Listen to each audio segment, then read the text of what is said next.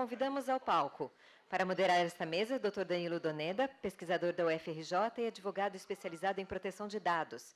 Sr. Pablo Bello, Head of Private Messaging Policy do Facebook Latam, e o Sr. Diego Canabarro, Regional Policy Manager, Latin America and the Caribbean, da Internet Society. Em instantes vai se juntar a nós também a doutora Christine Hoppers, gerente do CERT-BR, NIC-BR. Passo a palavra ao nosso moderador, Danilo Doneda. Bom dia, muito obrigado. Queria agradecer a CFNet, aos organizadores, pela participação novamente, pelo convite para participar novamente nessa data que é tão importante. E temos a Cris Hoppers acaba de chegar, vai se juntar a nós. Então, teremos 3 painelistas numa relação que anteriormente era de 4. A doutora Fernanda Domingos, do Ministério Público Federal de São Paulo, infelizmente não pôde estar aqui, ela teve uma emergência familiar, se desculpou, justificou. Eu gostaria muito de estar aqui conosco, e nós também gostaríamos muito de contar com ela para esse debate, mas infelizmente hoje não foi possível. Oi, Cris. Estamos aqui com a nossa mesa, nosso painel completo, e o tema é segurança, privacidade e criptografia. E quem vem acompanhando tanto os debates no Safer Internet Day, quanto vários outros debates na área privacidade, segurança e proteção de dados, como o seminário de proteção de dados do CGI, por exemplo, pode ter percebido que a criptografia vem sendo um tema cada vez mais recorrente. Né? Conversar com o Diego Canabarro, né? A criptografia, na verdade, é um tema persistente, não só na nossa conversa atual sobre acesso a dados, acesso a comunicações privadas, dilemas de confins com privacidade, demandas de agências de law enforcement, etc. Mas o histórico dessa questão data muito além. Por exemplo, tem um belíssimo livro de David Kahn, que é um clássico, não vou dizer nos estudos criptográficos, porque é um livro basicamente de história, se chama The Code Breakers. É um livro de quase 1000 páginas, um livro muito técnico, de certa forma, né, num tema muito pequeno, mas é um livro fascinante dentro do seu arco de temático. Ele, nas suas 800, 900 páginas, ele não chega à informática moderna. Ele tem um apêndice que vai até tenta atualizar de uma maneira um pouquinho improvisada, até o Clipper Chip, mas, enfim, ele consegue ser fascinante com esse tema sem chegar aos novos desafios trazidos pela computação, pelo tratamento automatizado de dados, pela criptografia por computadores. Evidentemente, o desafio que a informática trouxe aumentou, em várias áreas, aumentou estrategicamente a importância da criptografia, tanto é que, hoje em dia, vários elementos invisíveis da nossa vida cotidiana não seriam sequer proponíveis, não seriam passíveis de serem estruturados sem o auxílio de criptografia. Qualquer transação eletrônica segura vai depender de uma criptografia forte, segura, garantida. E, quando eu falo forte, segura, garantida, essa segurança não é somente por regulação, feita por regulação, muito embora, sim, você tenha um batalhão de pessoas, advogados, leis, pessoas pensando num framework jurídico forte para que isso seja passível, ser válido, forte, mas você tem um framework técnico, através da criptografia, de técnicas criptográficas que garantem que transações sejam feitas de forma rápida, confiável e com uma escalabilidade imensa, que possa atender escalas de milhões, dezenas, centenas de milhões de usuários. Você tem, hoje em dia, a criptografia como uma tecnologia. A criptografia a gente pode caracterizar como uma tecnologia, mas é uma tecnologia, digamos assim, que talvez seja, em alguns aspectos, uma prima inter pares. É a única tecnologia que vem mencionada no decreto 8771 do Marco Civil, por exemplo, que é um marco normativo que tem como nos seus pressupostos ser neutro tecnicamente. E ninguém reclamou que a criptografia está aí, porque, de certa forma, você não tem uma alternativa para a criptografia. O que você tem? Você pode ter a confiança extrema entre pessoas puras.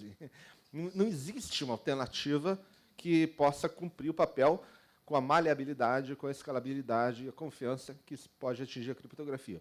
Agora, de certos pontos de vista, as próprias vantagens, os próprios predicados dessa tecnologia podem também ser os seus pontos fracos de determinados pontos de vista, porque a extrema confiabilidade pode trazer alguns problemas, num certo ponto, no sentido que várias tentativas legítimas no sentido de serem bem fundamentadas, de acesso à informação, podem se tornar na prática, completamente inviáveis, impossíveis de serem cumpridas, pelo grau de eficiência que a tecnologia tem, no sentido de não permitir que ela seja revertida quando aplicada, quando implementada de uma determinada maneira, que seja, de fato, segura, que seja bem cuidada, que seja tratada com esmero.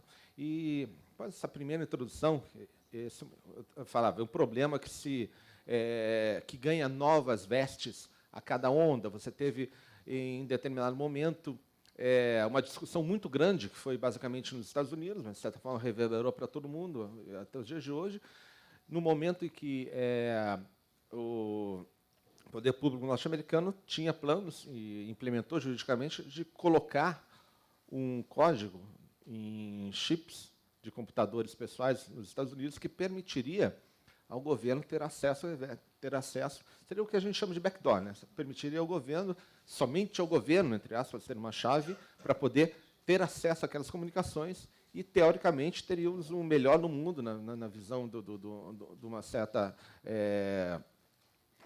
tendência, no sentido de que as comunicações continuariam privadas, porém, o poder público, quando justificado, teria acesso às comunicações. Agora, a grande questão é que esse melhor dos mundos ele existe no ambiente somente nas condições ideais de pressão e temperatura, que nunca, na prática, se apresentam como tais. Porque você colocar, isso vai ser tratado certamente pelos expositores, uma porta dos fundos, aumenta a possibilidade de que vulnerabilidades sejam identificadas nesse sistema, de que pessoas não autorizadas tenham acesso a esses dados, sem falar numa série de outros problemas. Esse foi o caso do Clipper Chip, uma tentativa foi da qual o governo norte-americano desistiu após o código ter vazado, a chave ter vazado, antes até dele começar a se implementar em maior escala. Hoje em dia temos, acho que muitos de vocês, se não todos já sabem, uma nova discussão que tem a ver com acesso a comunicações privadas em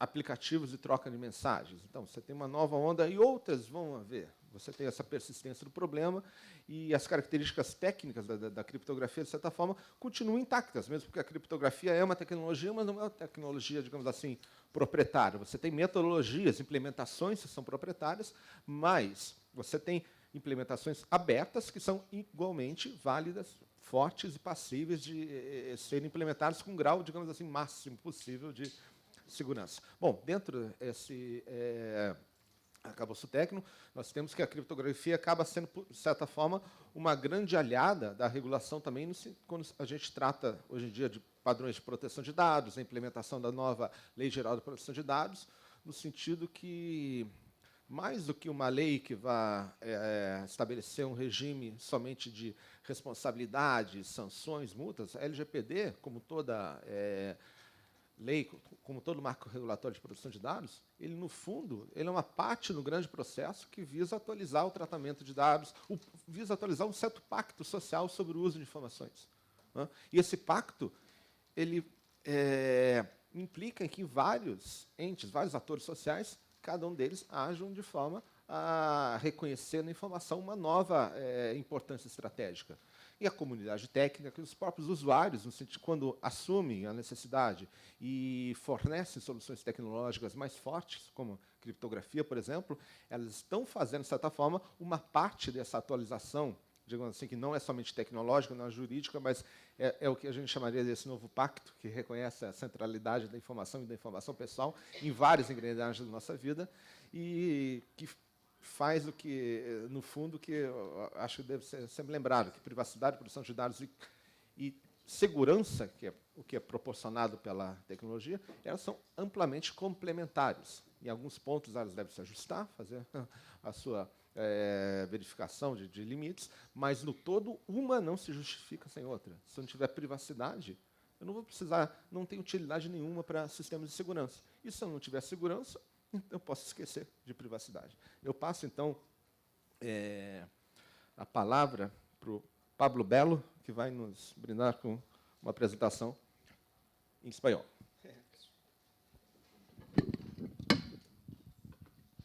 Bueno, muy buenos días.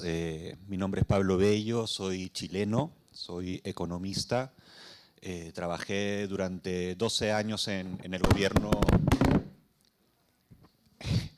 en el gobierno de Chile fui viceministro de Telecomunicaciones con la presidenta Michelle Bachelet entre el año 2006 al año 2010. Y desde agosto del año pasado estoy acá en Sao Paulo y estoy a cargo de las políticas públicas de las plataformas de mensajería privada de Facebook para toda América Latina. Perdonen que todavía mi portugués es demasiado básico, pero creo que mi español lo hablaré lento para que se entienda. No hablaré en chileno, sino que en un español decente.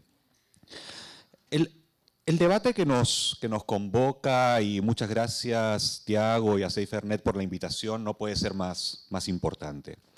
Cuando se plantea la seguridad y la privacidad como dos valores fundamentales del desarrollo y de las sociedades, a menudo se plantean como valores contradictorios, ¿no? Como si hubiese una tensión o una contradicción o un trade-off entre seguridad y privacidad.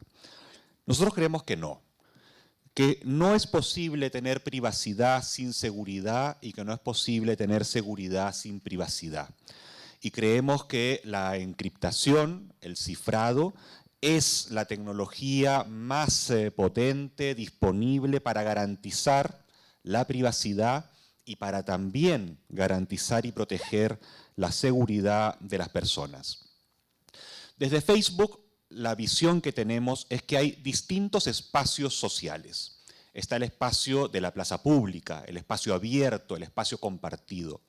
Y de alguna manera Facebook e Instagram como aplicaciones tratan de recrear ese espacio en el ámbito de lo digital. Pero también hay espacios de encuentro que son privados, que son en el ámbito del hogar, en el ámbito del living room, la sala de estar. Y para ello se requieren plataformas y herramientas de comunicación que son distintas. Y es allí donde WhatsApp, por ejemplo, tiene un rol fundamental. Es favorecer las conversaciones y el diálogo entre personas, fundamentalmente personas que se conocen, en las cuales se puede garantizar la privacidad de esas conversaciones. Algunos datos que me parece que son súper importantes en esta conversación para entender de qué se trata efectivamente la diferencia entre la plaza pública y el living room en el ámbito de la comunicación digital. El 90% de los mensajes que se envían a través de WhatsApp son uno a uno. El 90% de los mensajes que se envían a WhatsApp son uno a uno. El promedio de tamaño de los grupos en WhatsApp es de menos de 10 personas y en Brasil es de 7 personas. Lo que quiero decir es que más allá de debates que son sin duda muy importantes, que tienen que ver con seguridad y que tienen que ver con desinformación y que tienen que ver con democracia, que son valores sin duda fundamentales todos ellos, es importante no perder de vista que las comunicaciones que ocurren en el espacio de las plataformas privadas, fundamentalmente en WhatsApp, que es la plataforma líder en este ámbito a nivel global, son fundamentalmente comunicaciones privadas. Son comunicaciones privadas. Y la plataforma está diseñada para justamente garantizar y proteger esa privacidad. El diseño de las aplicaciones de mensajería privada y en particular de WhatsApp se hace para minimizar los datos que se reciben, que se colectan de parte de los usuarios. Los mensajes no están en los servidores, están solamente en los dispositivos. Los mensajes están encriptados y WhatsApp, ni Facebook, ni nadie puede acceder al contenido de esa comunicación. Y eso es muy fuerte, es muy importante, es muy significativo y es fundamental a nuestro entender para garantizar que las sociedades puedan funcionar de una manera adecuada, para proteger a las personas vulnerables, especialmente en los países en los que las democracias no están plenamente consolidadas, para garantizar la privacidad y para garantizar también la integridad de las comunicaciones, para evitar que terceras personas, terceros estados, actores malintencionados puedan acceder al contenido de esa comunicación. Esa es la razón de ser de la criptografía en las plataformas de mensajería privada y fundamentalmente en el caso de WhatsApp. Pero por supuesto, porque no creemos que hay un trade-off o que hay una contradicción entre privacidad y seguridad, es que hay que hacerse cargo y estamos trabajando en minimizar los riesgos y en minimizar los efectos que personas malintencionadas pueden y generan evidentemente en el ámbito de la privacidad, en el ámbito de justamente aprovechando la criptografía. Y muy brevemente quería mencionar dos elementos que son centrales para nosotros en este ámbito. El primero tiene que ver con la desinformación y cómo minimizar la viralidad. Ya decía anteriormente, WhatsApp, así lo entendemos, y la mensajería privada no es una red social, no está diseñada para ser una red social, está diseñada para ser una plataforma de comunicación. Y por tanto, es fundamental evitar que se utilice esa plataforma para viralizar contenidos que muchas veces son falsos, que pueden afectar la democracia o que pueden afectar a personas, pueden afectar a menores, pueden afectar a personas vulnerables. Y eso es lo que queremos evitar. Y es por ello que la plataforma de WhatsApp de inteligencia artificial es muy exitosa en banear, en suspender, en bloquear aquellas cuentas que hacen un uso indebido de la aplicación. Particularmente aquellas que se refieren a bulk messaging, sistemas automatizados de envíos de mensajes. Eso rápidamente es detectado y rápidamente es bloqueado. Todos los meses 2 millones de cuentas en el mundo son suspendidas y bloqueadas por efecto de la mensajería automatizada. Se han establecido instrumentos en la plataforma para reducir la viralidad. La reducción, por ejemplo, de cuántos mensajes uno puede reenviar desde WhatsApp tiene que ver directamente con eso. Un dato también, porque me parece que los números son importantes para entender las magnitudes. Solamente el 7% de todos los mensajes que circulan en WhatsApp en Brasil corresponden a forwards, corresponden a reenvíos. Solamente el 7%, el 93% restantes son mensajes que no son forwards, sino que son mensajes de cada persona, creada por cada persona. Cuando se estableció la reducción de 20 a 5 mensajes que se pueden reenviar por cada oportunidad, se redujo en Brasil un 30% el número total de mensajes reenviados. Es decir, son cambios, son perfeccionamientos en la plataforma destinadas a reducir la viralidad. Y sin duda lo más importante es lo que se estableció, se incorporó en noviembre recién pasado, que es la posibilidad, el control que cada uno de nosotros tiene para decidir si podemos ser o no ser incorporados a un grupo por parte de un tercero, ¿no? Ese control de decir, mire, yo no quiero que me agregue nadie a ningún grupo, o quiero que me agreguen solamente mis amigos, o quiero que me agreguen solamente ciertas personas. Eso es una herramienta diseñada justamente para tener más control. Pero también entendemos que hay, y termino, que hay contenidos que son perniciosos, sobre los cuales es indispensable actuar. Y es por ello que, más allá de la encriptación, nosotros creemos que la encriptación no es óbice, no es razón para no combatir el uso indebido en las plataformas, y en particular algo que para nosotros es central, es la explotación infantil. Y es por eso que se hace un trabajo activo y sistemático para identificar en todas las superficies no encriptadas de las comunicaciones, las fotos, los nombres, las descripciones de las personas o de los grupos. En todas las plataformas no encriptadas se identifica aquellas imágenes o aquellos contenidos que pueden ser vinculados a explotación infantil.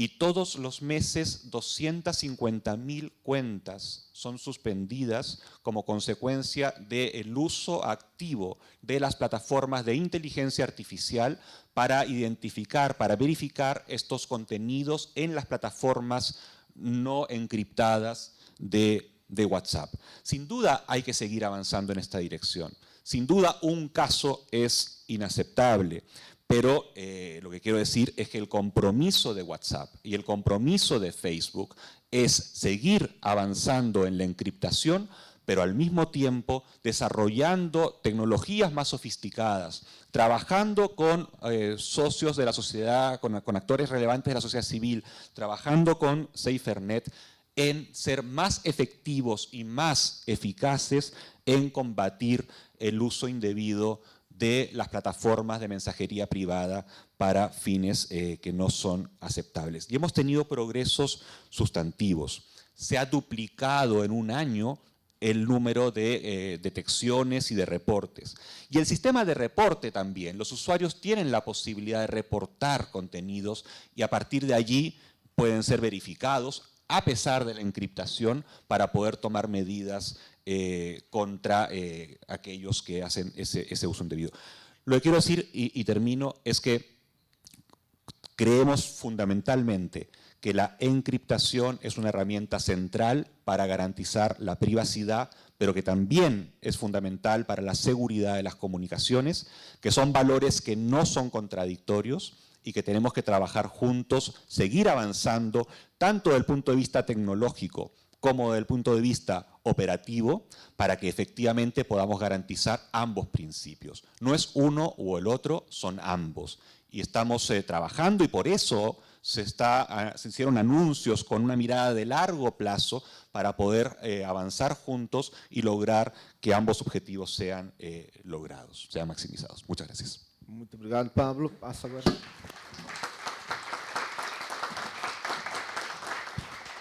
Passamos a palavra agora para Christine Hoppers, do CERT-BR. Obrigada, Danilo. Obrigada a todos. Essas discussões sobre criptografia, na minha opinião, assim, eu sempre acho muito surreal, né, a gente estar discutindo isso, porque praticamente tudo que é feito hoje em dia na internet depende de criptografia, e depende de criptografia forte. Né, a sua autenticação em qualquer serviço depende disso, a validade de uma transação financeira, de uma compra que você faça numa loja online, de uma viagem que você queira fazer, do comentário, de ninguém furtar sua credencial na rede social. Quer dizer, isso tudo depende de criptografia, depende de criptografia forte. Né? E aí eu sempre penso assim que a discussão de não pode ter a criptografia nesse ou naquele aplicativo, ou temos que quebrar essa criptografia. Sempre me vem duas perguntas, que é: qual é o problema que a gente quer resolver? E, com essa solução proposta, quais são os problemas até piores que a gente vai criar depois? Né? E tem algumas coisas assim que eu que lido muito com essa área mais técnica, consigo ver mais claramente, que talvez outros não consigam ver. Mas um primeiro ponto é pensar que, antes do telefone, ninguém podia fazer escuta telemática. E a gente talvez tenha retornado para um ponto em que a gente voltou como era, né, na maior parte da humanidade, em que, a menos que alguém entre na minha casa, ponha um microfone, consiga invadir o meu dispositivo, eu vou poder conversar sem ninguém ficar me ouvindo o tempo todo. Né? Então, eu gostaria de poder voltar a uma época em que eu não tenho megafones. Né? E talvez a sociedade tenha que discutir que isso talvez seja interessante.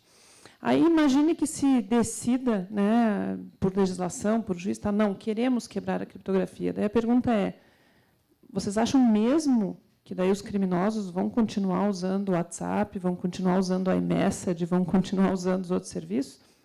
Eles vão lá, contratam alguém, programam um aplicativo deles e continuam conversando cifrados, enquanto toda a população está vulnerável, inclusive aos criminosos. Então, é sempre bom lembrar que, hoje, se eles estão usando os meios legítimos, eles também estão sujeitos às mesmas regras. Eles estão sujeitos a uma quebra de sigilo que vai pegar metadados, que vai identificar qual foi o telefone que falou com o outro. Isso, muitas vezes, é infinitamente mais valioso numa investigação do que eu saber o que foi falado. É eu poder saber para onde mais eu vou. Então, esse é um ponto.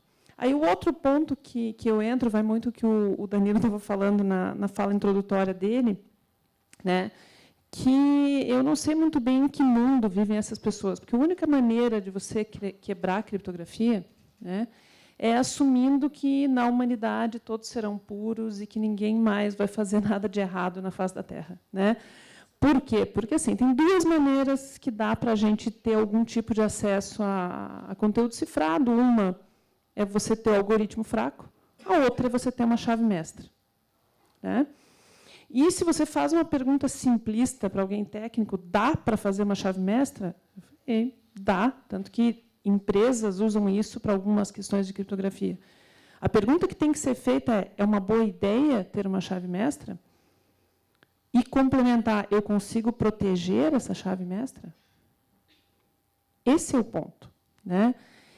E aí, a parte da criptografia fraca, eu não vou nem discutir, porque isso eu acho extremamente absurdo, embora a gente saiba que tem países que já aprovaram leis em que a sua indústria, se o governo quiser, vai ter que implementar a criptografia fraca.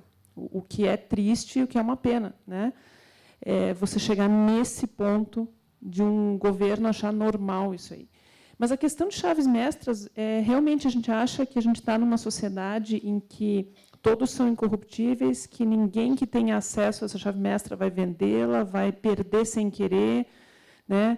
Vai postar sem querer em algum lugar. Quer dizer, isso é surreal, isso não tem como proteger. Então, esse é um ponto em que, se a gente tiver a chave mestra, não vai ter como proteger essa chave mestra.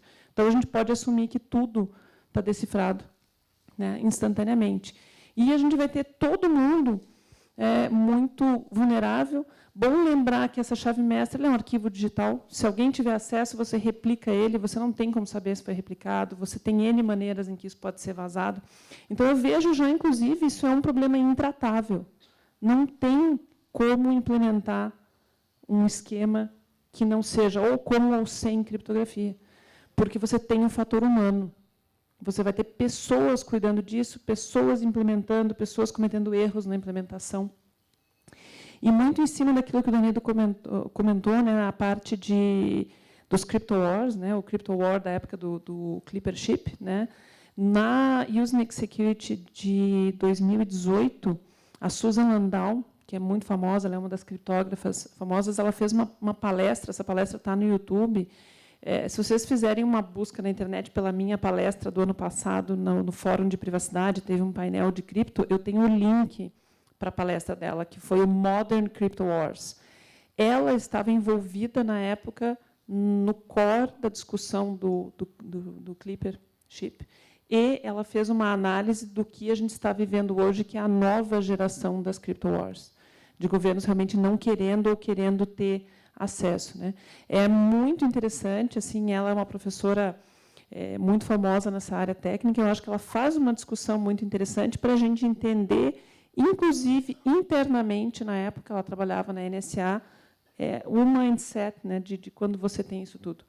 Mas eu acho que o que a gente precisa pensar é que, assim, por princípio, tudo seria muito interessante, mas a gente não vive no mundo de princípios, a gente vive no mundo real, em que a gente tem seres humanos que vão implementar aquilo ali e vão cometer erros, você tem pessoas que vão manipular aquilo, você não tem como proteger isso, e não vai ser uma lei ou um sim ou um não, porque, no final, aquilo vai estar armazenado no servidor, aquilo vai ter pessoas que têm acesso, você vai ter muitos interesses querendo corromper quem tem acesso, né?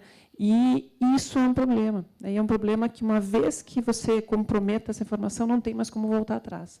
Então, para mim, isso tudo é muito surreal, porque não tem como a gente fazer isso e dizer que não, vai ser só para o juiz tal ou só para não sei o quê. É uma caixa de Pandora que ela vai ser aberta quase instantaneamente, e os criminosos, eles vão fazer os apps deles e param de usar os apps legítimos, e é a população que vai sofrer. Inclusive nas mãos desses próprios criminosos que a gente queria pegar. Então, eu acho que tem que ser muito mais discutido e é muito mais complexo do que dizer eu quero ter acesso a essa comunicação ou não. Porque, se você faz isso para um primeiro app, para uma primeira coisa, você também abre a porta do precedente para isso começar a virar comum. E eu acho assim, a gente não vai conseguir ter uma sociedade sem criptografia forte hoje em dia, porque ela é usada para tudo, né? Para a gente ter confiança em tudo. Então, essa era mais uma reflexão, né, que eu queria fazer. Se alguém quiser mais detalhes, links para análises técnicas, recomendo, teve lá o Fórum de Privacidade e Proteção de Dados do ano passado, que eu botei link para tudo isso, porque eu acho que vale a pena, né? Vale a pena ver essas discussões.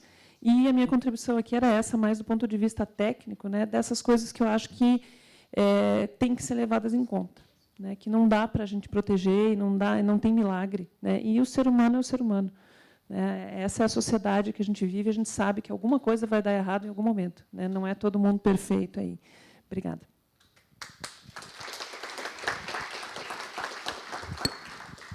Obrigado, Cris. Enquanto a Cris falava, me lembrei de um regulador de um outro país, pessoa cuja identidade não revela nem sobre tortura, né? Mas é um país que tem um histórico de algumas propostas que não deram certo sobre regulação de criptografia. Ele falou que, pessoalmente, ele desistiu da matéria. Ele falou que é impossível fazer regulação sobre isso. Mas, eventualmente, alguém vai querer regular. E alguém vai perceber no futuro que é impossível novamente. Passamos agora a palavra para Diego Canabarro, da Isaac.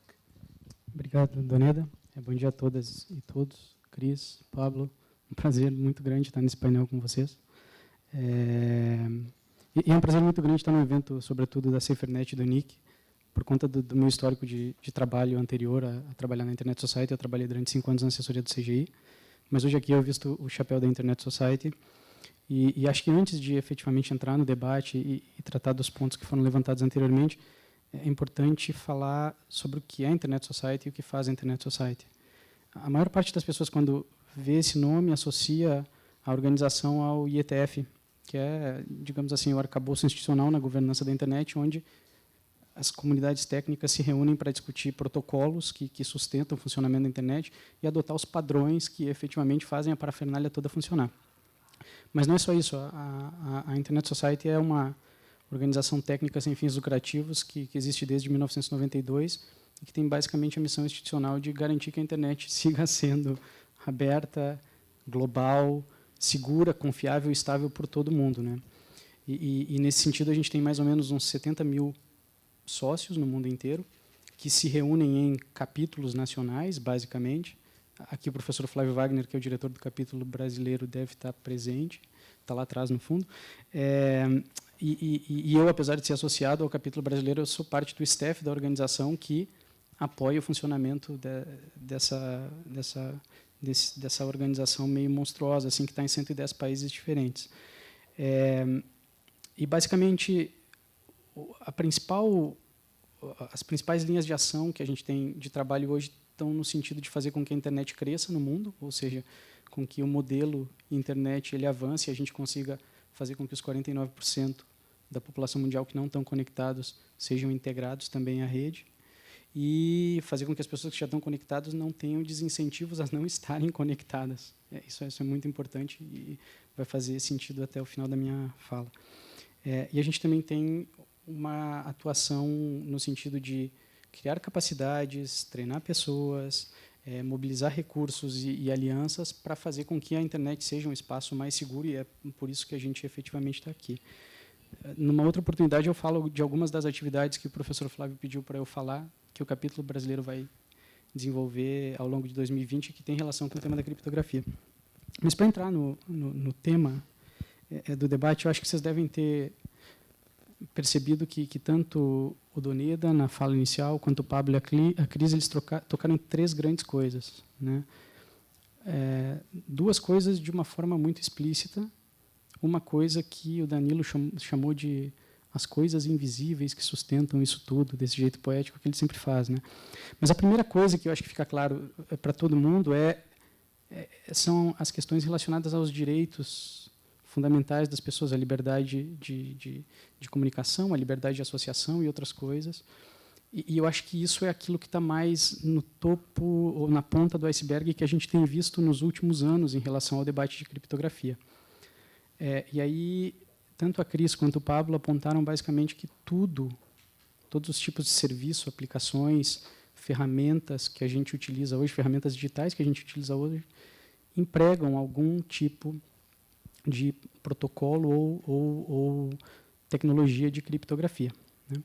E aí a gente chega na terceira coisa, que é essa coisa invisível, né? Que para a gente da Internet Society é talvez a coisa mais importante, que é o próprio funcionamento da internet enquanto rede, porque basicamente todas as porções de infra espalhada pelo planeta, elas dependem de tecnologias que garantem a autenticidade, a confidencialidade e a integridade dos fluxos de dados que vão de um lado até outro. Se a gente suprime essas tecnologias, ou se a gente vulnerabiliza essas tecnologias, como levantou a Cris, a gente basicamente inviabiliza o correto, estável e seguro funcionamento da internet enquanto, digamos, a plataforma que une a todos nós aqui no dia de hoje, né? E por que eu disse que a questão dos direitos, elas são como o topo do iceberg e o que a gente consegue mais ver hoje em dia? Eu acho que é porque toda a dinâmica em que a gente está imerso da discussão sobre a privacidade online, a proteção dos usuários de intervenções externas, seja por agentes do Estado, por criminosos ou até mesmo por entidades que fornecem serviços e aplicações para a gente, isso tudo está muito patente nos debates dos últimos 2 ou 3 anos. Mas eu penso uma outra coisa que o Danilo falou, assim, a criptografia é uma tecnologia? Sim. É importante que a gente tenha isso em conta, porque no início das crypto wars, aí entre Estados Unidos, NSA, pós-Segunda Guerra Mundial, e o GHQ, ou GCHQ, no Reino Unido, né, as grandes agências de inteligência do planeta, a criptografia não só era uma tecnologia, como ela era considerada uma tecnologia de uso dual estratégico, e os fluxos de importação e exportação de tecnologias de criptografia, eles eram controlados em alguns lugares por segmentos de defesa nacional, em alguns lugares por segmentos de relações exteriores. A partir do momento em que as transações eletrônicas financeiras começam a se digitalizar, a gente começa a ter pressões da comunidade técnica e do setor privado para que a tecnologia da criptografia ela saia desse limbo da defesa e da segurança nacional e ela venha mais para o chão daquilo que as pessoas comuns fazem e utilizam com tecnologias computacionais. Bom, pula mais ou menos uns 20 anos e a gente chega no boom do comércio eletrônico na década de 90, e aí é que acontece o primeiro grande episódio dessa chamada guerra pela criptografia, quando fica evidente que a economia digital que está crescendo, ela depende de tecnologias e protocolos criptográficos para garantir integridade de transações, autenticidade de dispositivos que estão se conectando e também a própria confidencialidade dos dados que estão se trazendo, né, para esse ambiente. E aí, muito mais recentemente, no momento de massificação da internet e sobretudo da camada superior da internet, né, de serviços e aplicações, é que a gente chega nessa dinâmica que coloca os direitos e os deveres e as garantias fundamentais em bastante evidência. Eu falo isso a título de fala inicial, sobretudo porque eu vim aqui do ponto de vista de uma organização técnica, mas com um perfil de uma pessoa que trabalha no campo das políticas públicas, para dizer que talvez a dinâmica dos direitos e de deveres individuais estejam mais bem resolvidas do que essas duas outras coisas que estão um pouco mais escondidas, que são a importância que a criptografia tem, porque a gente costuma chamar de economia digital e para o setor produtivo como um todo, não só do setor privado, mas também no setor público, na entrega de serviços essenciais para a população, e, sobretudo, na dinâmica de a gente voltar a escancarar a complexidade e a vastidão desse ecossistema técnico da internet como um todo, para a gente poder refletir sobre aquela questão de, ok, mas que tipo de problema eu estou querendo resolver nesse emaranhado de coisas e que tipo de problemas eu posso causar com isso, né? E aí, para terminar, eu acho que é muito importante citar duas coisas. A primeira é uma espécie de evidência ou de informação anedótica, mas os criminosos já fazem o que a Cris faz. O El Chapo, o grande sucessor do Wagner Moura no Narcos, né? O próximo capítulo é quando os narcos migram da Colômbia para o México. O El Chapo caiu basicamente porque o czar da TI, que ele contratou para desenvolver seus próprios sistemas criptográficos, ele não usava o WhatsApp ou outros, ele entregou a chave mestra das comunicações de todo o grupo criminoso. Então, esse é um exemplo. E exemplos como esse acontecem aos montes. O exemplo que eu mais gosto de dar, nesse sentido da chave mestra, é que no pós-11 de setembro, eu não sei se vocês lembram, que o governo dos Estados Unidos adotou um cadeado certificado pela Transit Security Authority, TSA, aquele que tem uma chavezinha mestra que vocês colocam, e essa chavezinha supostamente só fica na mão das autoridades de controle de fronteiras dos Estados Unidos. Mas qualquer um de vocês que visitar 25 de março pode comprar a mesma chave que abre os cadeados que estão espalhados por todo mundo. Eu digo isso, eu trago essas evidências para suportar o que a Cris trouxe em relação ao fato de que não há ator público ou ator privado que consiga assegurar a proteção da chave mestra da criptografia. No outro sentido, controlar a extensão da chave ou a qualidade da proteção criptográfica que os matemáticos estão desenvolvendo nos departamentos de matemática das universidades e transformando isso em pesquisa aplicada na ponta, levanta uma questão ética, filosófica fundamental, que é, mas qual é o limite da intervenção que a gente, enquanto sociedade, deseja no desenvolvimento da ciência contemporânea? E aí eu termino com um alerta muito relevante para todos nós que pensamos nessa dinâmica de inter-relação entre o tema da criptografia com a questão das políticas públicas em uma perspectiva mais ampla. Está cada vez mais comum ver a discussão da criptografia não ficar contida a esse blá blá blá nosso aqui sobre criptografia, por criptografia, chave isso, chave aquilo. Não. Cada vez mais essa discussão tem relação com o tipo de oneração que se está dando aos intermediários do ecossistema digital.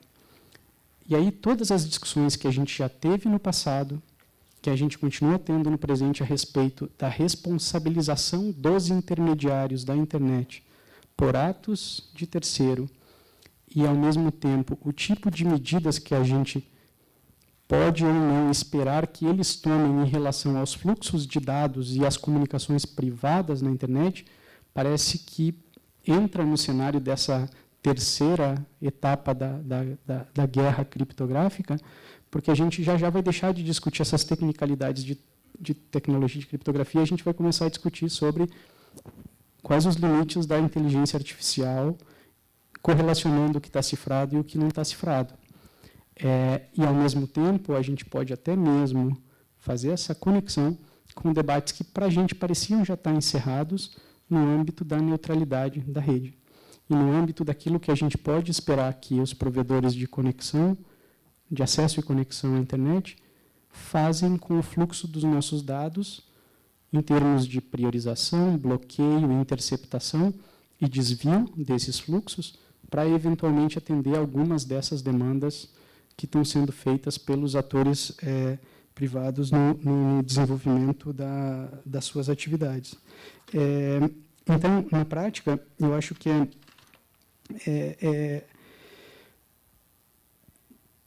a principal questão que a gente precisa talvez começar a debater, eu estou à disposição para debater aqui ou debater depois, tem que ver com a pergunta que a Cris levantou muito bem, qual é o tipo de problema que a gente está tentando resolver, e talvez o diálogo possa seguir exatamente nesse sentido, porque eu aposto que para cada resposta que se dá, no sentido de que a gente só consegue resolver problema X quebrando criptografia ou vulnerabilizando criptografia, a comunidade técnica, o setor empresarial, a comunidade acadêmica e até mesmo grande parte do establishment, assim, do setor público, tem a capacidade de responder com medidas alternativas que não necessariamente impliquem a vulnerabilização e enfraquecimento da criptografia. Última frase é que, no dia 4 de fevereiro, um ex-assessor do Obama, no Conselho Nacional de Segurança dos Estados Unidos, escancarou um grande contencioso que está se colocando entre o Departamento de Justiça dos Estados Unidos e o Departamento de Defesa dos Estados Unidos. Enquanto o atual Procurador-Geral dos Estados Unidos tem forçado as empresas a quebrar os protocolos criptográficos, a entregar dados de comunicações privadas e a criar medidas de acesso excepcional a esses fluxos de dados, o Departamento de Defesa está dizendo desesperado, não, mas os nossos soldados no campo de batalha dependem do wire, dependem do... Qual é o nome daquele outro? Do Signal. E alguns deles, em alguns contextos, dependem, inclusive, do próprio WhatsApp para fazer a comunicação no terreno operacional. Então, assim, eu acho que, se a gente está vivendo uma terceira guerra criptográfica, é muito provável que a gente passe, em muito pouco tempo, a observar uma quarta guerra criptográfica entre os diferentes setores do Estado que têm interesses conflitantes em relação às tecnologias criptográficas. E é por isso que a gente precisa estar bastante atento para fazer essa discussão como a gente está fazendo aqui, de um jeito aberto, e eu espero que a gente consiga trocar nos próximos minutos do melhor jeito possível. Obrigado.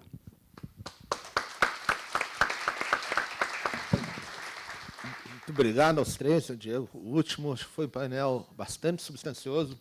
E é interessante ver como, desde o começo, a gente notou que a criptografia é uma tecnologia madura, bastante madura em certos pontos. Algumas características são tão bem conhecidas que, por exemplo, na fala da Cris, ela começou discutindo.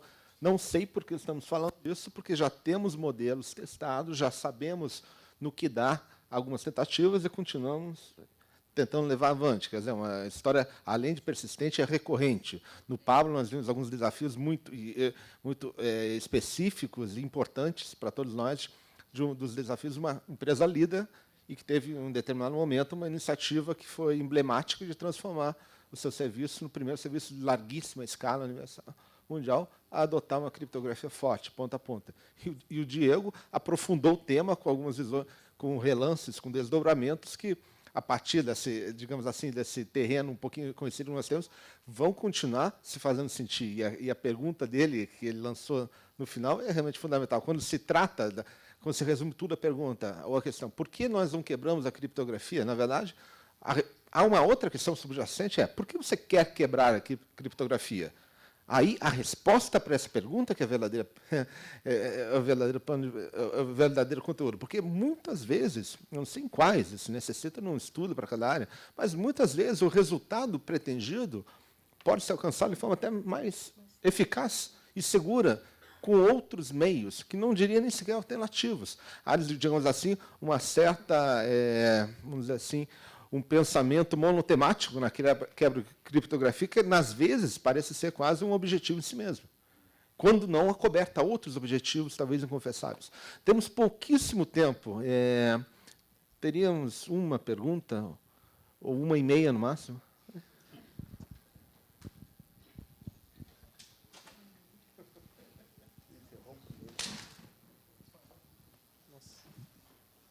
O nome, se dirigir a alguém, pergunta também, especifique.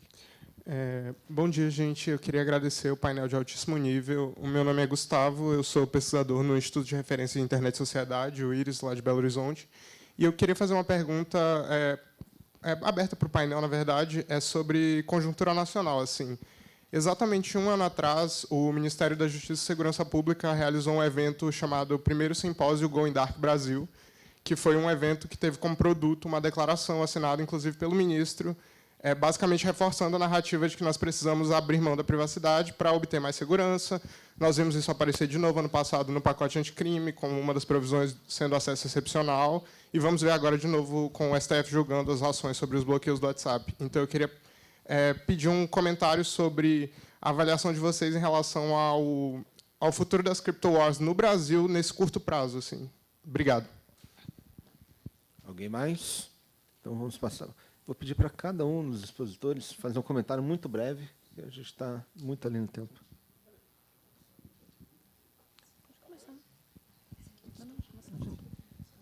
Eu vou ser bastante breve, Gustavo. Obrigado pela pergunta. E a pergunta sobre a conjuntura nacional é basicamente o que faz com que esse painel esteja acontecendo e algumas articulações que muitas vezes não são perceptíveis à população em geral, elas acabem acontecendo nas atividades individuais que a gente tem. Então, assim, o pacote anticrime do Moro tinha 2 provisões problemáticas, né? Ele tinha uma que previa o acesso às autoridades às chaves criptográficas, como a gente falou aqui, e tinha uma outra ainda um pouco mais grave, que era a possibilidade de infiltrar nos grupos, onde quer que sejam, online, pessoas. É o que o Reino Unido tentou fazer em 2018 e falhou miseravelmente com a chamada da proposta fantasma, de botar alguém ali sem que ninguém soubesse para ficar fazendo a vigilância. E várias organizações começaram de um jeito bastante bastante incipiente no final de 2019 a conversar sobre o que a gente precisa fazer. A conjuntura ela é bastante ruim. A conjuntura indica um recrudescimento dessa discussão sobre e desse consenso em relação a cripto, né? Eu acho que a conjuntura vai impulsionar, sobretudo, essa maior convergência das comunidades técnicas com o setor empresarial e a sociedade civil para a gente tratar dessas três coisas, dos direitos, da economia digital em uma perspectiva mais ampla e das questões técnicas no sentido de construir e de utilizar os espaços de debate onde a gente está em torno dessa atividade de advogar em favor da criptografia forte, né? Não sei se a gente vai ter sucesso, mas eu acho que no contexto atual em que a gente tem visto pipocar essas coisas, é importante cada vez mais fortalecer o diálogo, sobretudo desses três setores, nas suas interfaces com o Estado. O último ponto é que o capítulo brasileiro da ISOC vai desenvolver, a partir de março, uma série de webinars e outras atividades práticas no sentido de treinar a população a conhecer os temas e a até mesmo aprender a como utilizar a criptografia. A Cris nem sabe disso, mas todo o workshop que eles realizam com alguma frequência no contexto da Escola de Governança da Internet é uma das coisas que se tem ideia de começar a levar para uma instância mais periódica e mais continuada, e aí a gente vai começar a conversar sobre isso. A boa notícia é que, pela leitura que eu fiz da nova Estratégia Nacional de Segurança Cibernética, que é problemática em vários aspectos, o tema da criptografia não pareceu ser um grande problema nesse contexto textual e no que está posto no decreto. Como isso, ou seja, pelo contrário, reconhece-se criptografia como tudo aquilo que a gente falou. Daí, para a implementação disso na prática, é que a gente precisa, eu acho que na conjuntura, estar muito vigilante a respeito de como o princípio de que criptografia forte é essencial para o Estado, para o setor privado, para as pessoas e tudo mais, como isso vai ser traduzido na prática, que é o grande problema e a chave para 2020, na minha opinião. Posso falar? Uma coisa que eu queria comentar, assim, eu tenho como aquele pensamento para mim mesmo, assim, é aquela velho dizer do nem sempre, né, se explica pela malícia o que pode ser explicado pela ignorância. E uma das coisas que eu vejo um pouco que vocês estavam comentando é aquele efeito meio manada, assim, que ninguém parou para pensar, e muita gente não parou para pensar qual é o problema que eu estou resolvendo, mas você tem esse consenso de que quebrar a criptografia vai resolver o problema, né? E a gente não consegue mais saber direito onde começou e por que começou. Boa parte das pessoas, na minha visão, que estão advogando isso, nunca pararam para entender e nunca foram expostas realmente à compreensão da complexidade, dos efeitos, né, não previsíveis desse tipo de ação. E aí eu acho que é ter essa discussão franca mesmo, e não você ficar repetindo que eu preciso disso, porque eu não consigo mais investigar isso, porque agora não dá mais com o telefone, que é realmente essa parada do, tá, o que daria para fazer? Realmente, todo mundo aprendeu até agora que era assim que investigava. Agora não dá mais para ser assim.